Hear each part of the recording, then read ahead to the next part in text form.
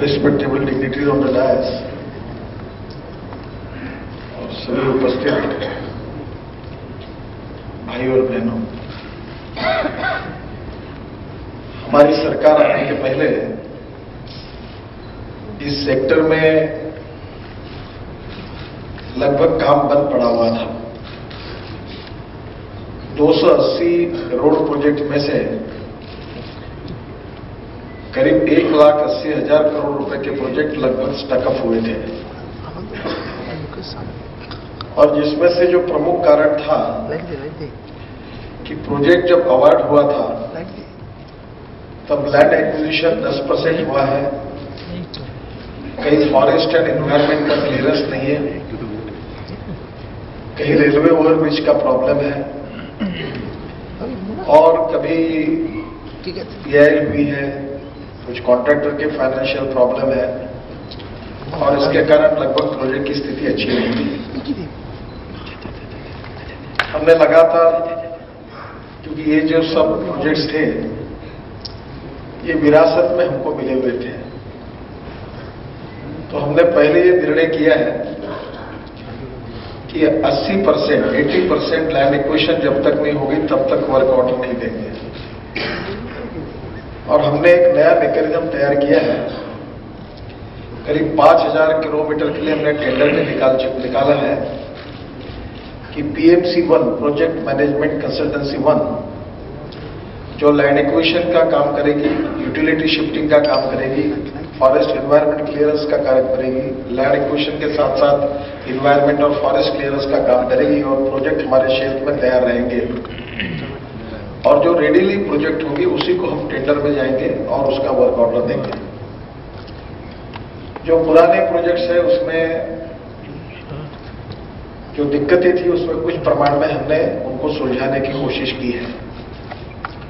आपने अगर क्रिसिल ने जो रिपोर्ट दिया है बीच में, वो अगर आपको अगर उसकी जानकारी होगी तो उन्होंने कहा कि रोड सेक्टर में काफी बड़े प्रमाण पे अभी गति मिली है और करीब 75% प्रोजेक्ट फिर से चलने लगे हैं।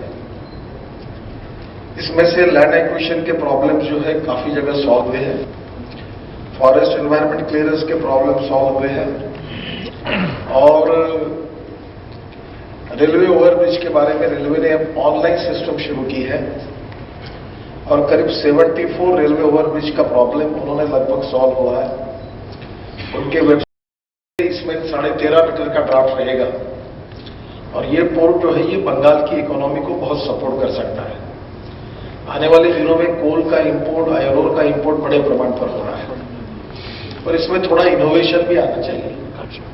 अभी जैसे मैंने कृष्णपट्टनम पोर्ट में देखा कि वहां 10 रिफाइनरी एडिबल ऑयल, हमारे देश में 1 लाख करोड़ का इंपोर्ट होता है, तो जो एडिबल ऑयल आता है मलेशिया से आता है और यहां से मलेशिया नजदीक है, साउथ ईस्ट एशिया, तो वहां से जो पाम ऑयल आता है वो पोर्ट में ही वो पाइपलाइन से शिप से निकालकर डायरेक्ट रिफाइनरी में जाता है और रिफाइनरी उसको रिफाइन करके पैकेजिंग करके फिर ग्राहकों की तरफ ले जाती है, तो उसमें लॉजिस्टिक में ट्रांसपोर्ट कॉस्ट लगती है। तो मुझे ऐसा लगता है कि नॉर्थ ईस्ट को और बंगाल को और झारखंड, उड़ीसा को ये एडिबल ऑयल भी एक अच्छी बात है।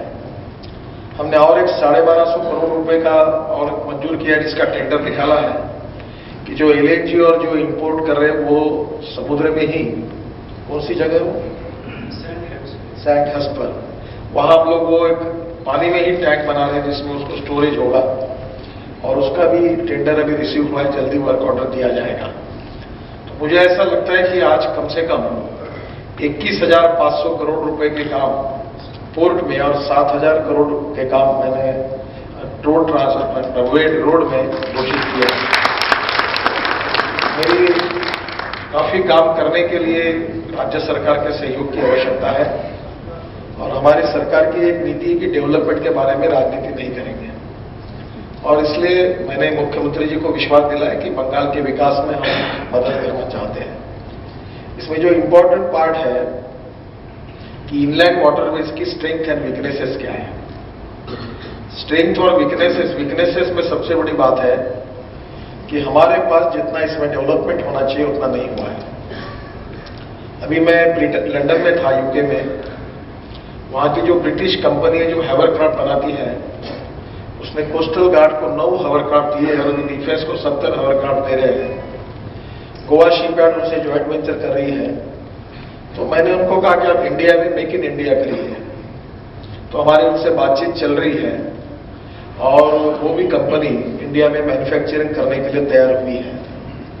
और जो इंजन भी बने उसका, वो भी इंडिया में बने और उसका मैन्युफैक्चरिंग यहाँ हो, ताकि 65 करोड़ की कॉस्ट 25 करोड़ से अगर कम होगी तो जो लोग जाएंगे उनको टिकट का जो दर है वो कम पड़ेगा, तो उससे लोगों को सुविधा मिल सकती है। क्योंकि अपना देश गरीब इतना हायर कॉस्ट नहीं पे कर सकता।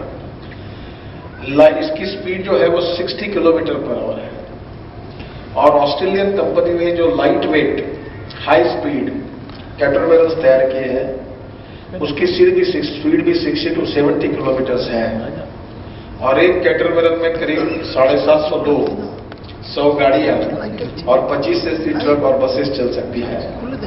और वो 1.25 मीटर के ड्राफ्ट में भी चल सकते हैं। तो पूरे नॉर्थ ईस्ट में बांग्लादेश तक भी जा सकते हैं। Myanmar, already Chennai to Myanmar हमने सर्विस शुरू कर दी है।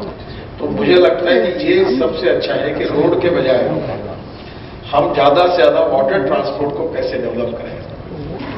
मैंने मुंबई में, जैसे कलकत्ता वैसे मुंबई में ऐसी सिचुएशन है। मैं अभी स्वीडन में था, स्टॉकहोम में। वहां एक बस मैंने देखी कि जो खुद मैंने चलाई, जो पानी पे भी चलती थी और रोड पर भी चलती थी। तो उसको मैंने ऑर्डर हमने दिया है जेएनपीटी ने, और 1-1.5 महीने में बस मुंबई में आएगी जो पानी पे भी चलती है और रोड पर भी चलती है।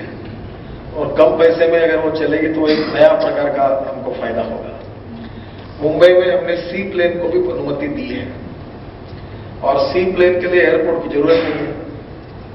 तो आपके यहाँ इतनी वाटर बॉडीज हैं, 100 मीटर का एरिया लगता है और कैनेडियन और अमेरिकन कंपनी मैन्युफैक्चरिंग करती है सी प्लेन को। इससे टूरिज्म भी बढ़ेगा।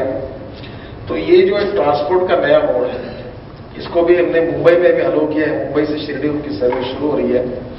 यहां भी उसके लिए प्रयास किए जा सकते हैं।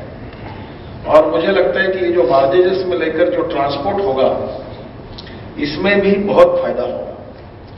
ये जो पोर्ट है 12,000 करोड़ का, ये भी निश्चित रूप से पैसे की कोई कमी नहीं है।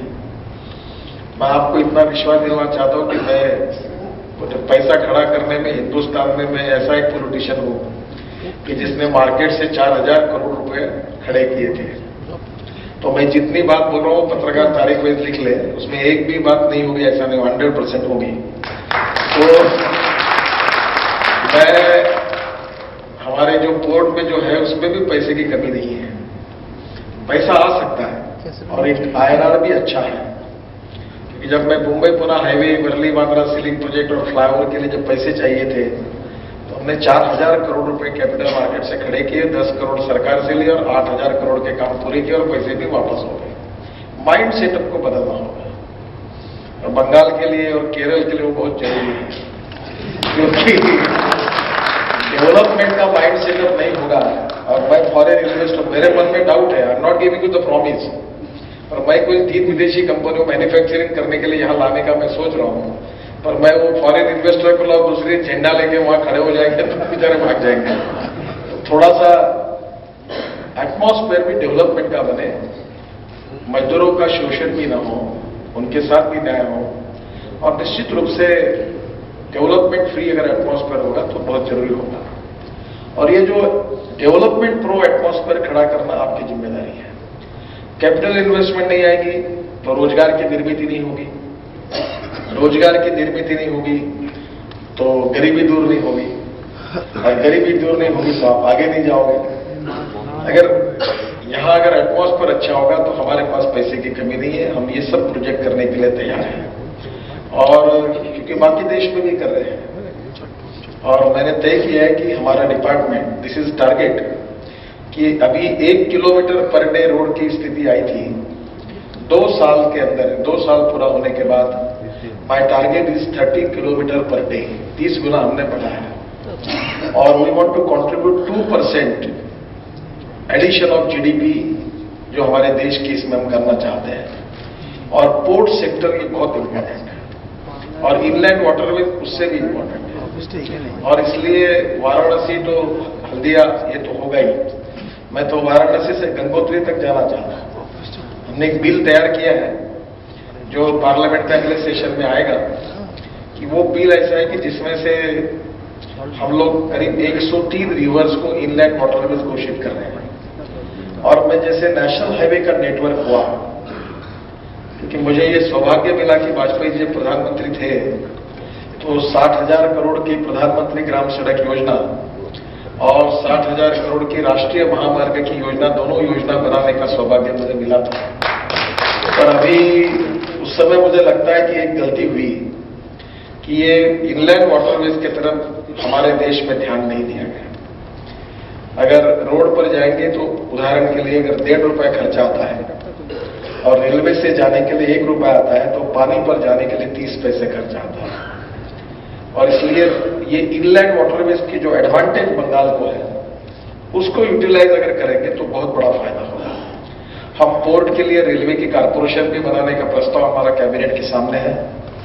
हमारी खुद की कारपोरेशन हम बनाने वाले हैं और निश्चित रूप से शिपिंग इंडस्ट्री को, इनलैंड वाटरवेज को हम इंकरेज करना चाहते हैं। एक नई बात है और निश्चित रूप से आपके यहाँ के पोर्ट को भी, अगर आप हॉलैंड जाएंगे, एम्स्टर्डम जाएंगे, रॉटरडैम जाएंगे, बेल्जियम जाओगे, तो ऐसी नदी है आपके जैसी, और कितनी सुंदर है देखिए, कितना पोटेंशियल है देखिए, कितना बड़ा पोर्ट है देखिए। तो यहां भी ये हो सकता है। और आज बहुत अच्छी बात मेरी करीब हमारी 2 घंटे मीटिंग भी हुई चीफ मिनिस्टर और अधिकारियों के साथ। उन्होंने पूरा सहयोग किया। बाद में भी करीब आधा पौन घंटा मेरी उनके साथ काफी डिटेल बातचीत हुई। और बंगाल के विकास के लिए हमारी केंद्र की सरकार पूरी मदद करेगी। पर इसमें से इनलैंड वाटरवेज का जो है ये एक बहुत अच्छा फील्ड है। उसमें चैम्बर ऑफ कॉमर्स में जो इनलैंड वाटरवेज और शिपिंग सेक्टर में जो अपॉर्चुनिटीज है उस पर आप डिटेल में जरूर अध्ययन करिए। रोड सेक्टर में तो ये तो प्रूवन ट्रैक है और मेरे पास तो कम से कम 5 लाख करोड़ के रोड ऐसे हैं जिसका internal rate of return economically viable है। तो जब पीपीपी मॉडल में लोग नहीं आए तो हमने अब नॉर्थ ईस्ट के लिए और बंगाल के लिए एक नई कारपोरेशन, इंफ्रास्ट्रक्चरल डेवलपमेंट कारपोरेशन हमने शुरू की है। उसका ऑफिस भी खुल गया है और नॉर्थ ईस्ट में हम 12,000 करोड़ के काम कर रहे हैं। उस कारपोरेशन को मैंने कहा कि जो रोड ईपीसी मॉडल में करेंगे वो पूरा करने के बाद बैंक के पास जाके टोल को सिक्योरिटाइज करेंगे और वो पैसा हमको मिल जाएगा। वो फिर से हम लोग नए प्रोजेक्ट में डालेंगे। तो निश्चित रूप से मुझे लगता है कि बड़े प्रमाण पर ये अपॉर्चुनिटी है और देश का एटमॉस्फेयर अच्छा है, विकास के लिए अनुकूल है।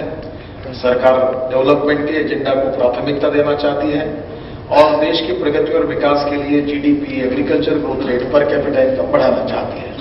और सभी राज्यों के साथ हम लोग विकास के लिए उनको पूरा सहयोग करना चाहते हैं। तो मुझे ऐसा लगता है कि निश्चित रूप से इंफ्रास्ट्रक्चरल डेवलपमेंट ये बहुत इंपॉर्टेंट है।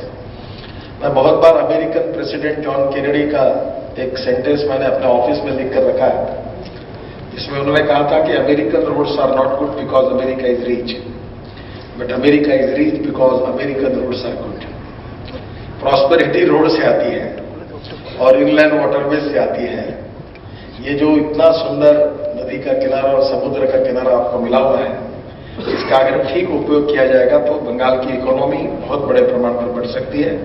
और हमारी सरकार नरेंद्र मोदी जी के नेतृत्व में आपके डेवलपमेंट में निश्चित रूप से हम लोग पूरी तरह से सहयोग करेंगे, जितना मैं आपको विश्वास देना चाहता हूं। Thank you very much.